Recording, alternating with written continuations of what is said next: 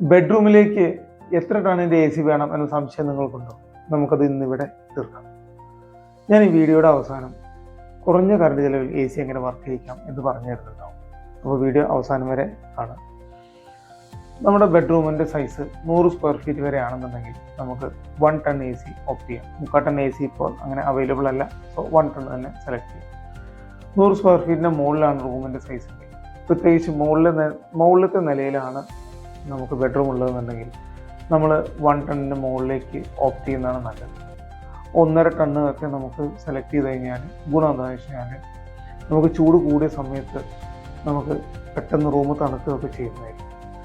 എന്നാൽ പോലും നമുക്ക് 150 സ്ക്വയർ ഫീറ്റിൻ്റെ മുകളിലുള്ള റൂം ഒക്കെ ആണെന്നുണ്ടെങ്കിൽ താഴത്തെ നിലയിലാണെങ്കിൽ പോലും നമ്മൾ 1.5 ടണ്ണ് AC സെലക്ട് ചെയ്യും.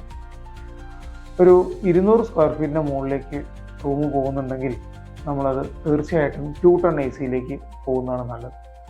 അതുപോലെ 5 സ്റ്റാർ AC സെലക്ട് ചെയ്യാനായിട്ട് നോക്കുക.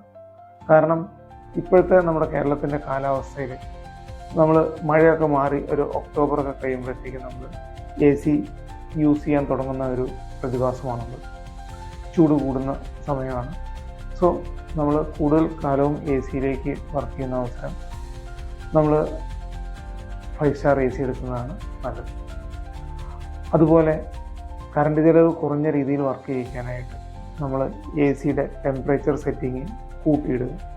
AC ടെമ്പറേച്ചർ സെറ്റിങ് സാധാരണഗതിയിൽ 16 അല്ലെങ്കിൽ 18 ഡിഗ്രിയാണ് ഏറ്റവും കുറഞ്ഞ ടെമ്പറേച്ചർ. അതുമുതൽ 32 ഡിഗ്രി വരെ നമുക്ക് അവൈലബിൾ ആണ്. നമ്മൾ 16 അല്ലെങ്കിൽ 18 ഡിഗ്രിയിൽ വർക്ക് ചെയ്യിക്കാതെ 24 ഡിഗ്രിയിലൊക്കെ വർക്ക് ചെയ്ത് കഴിഞ്ഞാൽ നമുക്ക് മിതമായ തണുപ്പും കിട്ടും. നമുക്ക് സുഖമായിട്ട് തുടങ്ങാനായിട്ട് സാധിക്കും. നമ്മളത് 24-ന് പകരം ഒരു 25-ഓ 26-ഓ ഒക്കെ ഇട്ട് വർക്ക് ചെയ്ത് കഴിഞ്ഞാൽ നമുക്ക് കറണ്ട് ചിലവ് കുറഞ്ഞ രീതിയിൽ AC വർക്ക് ചെയ്യാനായിട്ട് സാധിക്കും.